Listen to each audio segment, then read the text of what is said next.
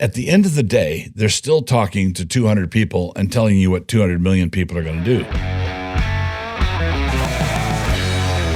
So I want to talk a little bit today about logic and proper reasoning, because we're looking at this gaudy display of behavior that we call a presidential campaign, and all the handlers and the politicos and people surrounding it are almost always appealing to polls.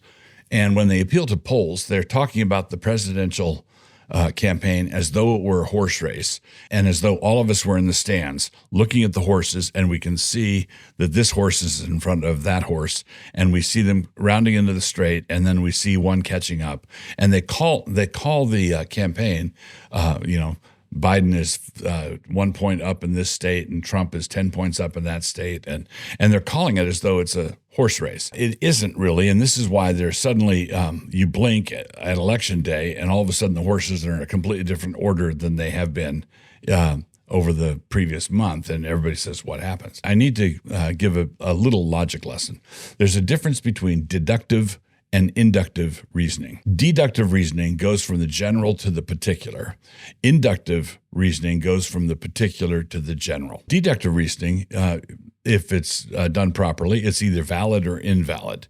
If I say a general statement, all dogs are mammals, all right, all dogs are mammals, and then I say this is a dog, then the conclusion, this dog is a mammal, follows. I'm going from a general statement down to a particular statement.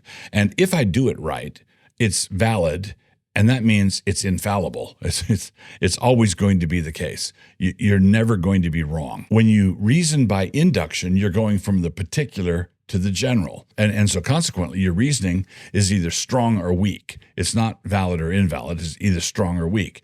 And it's going to be strong based on the representative character of your sample size and the size of your sample size. And you could have a strong argument that turns out to be wrong.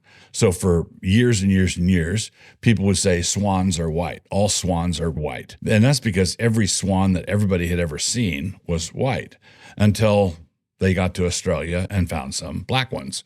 So there's some black swans in Australia, which nobody knew about for a long, long time. So that was a strong argument that turned out to be erroneous. If somebody saw one swan one time and said, I saw a swan once and it was white, therefore all swans are white, that would be induction that is weak. So what does this have to do with politics? If you look at a poll that is put up on the news, this recent poll in Minnesota or this recent Gallup poll, often in the small print, you will see what the sample size was. So what happened was pollsters called up 200 people, and then they're telling you what 200 million people are thinking.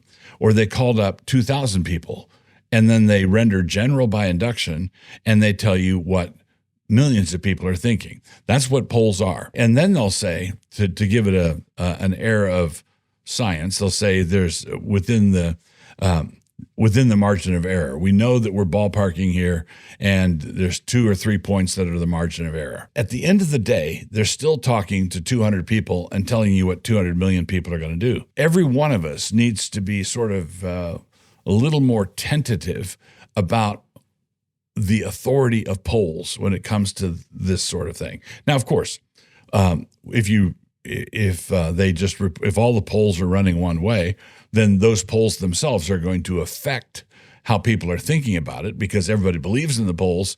And so you might feel like there's a groundswell going one direction or the other, when there wasn't necessarily when the whole thing started. So sometimes these polls are self-fulfilling prophecies. Sometimes they're roundly refuted by the event. What we have to do is stop giving religious adherence, religious allegiance to polls. It's not science. It is reasoning, and it might be reasoning responsibly, but it still has room to be wrong, plenty of room to be wrong.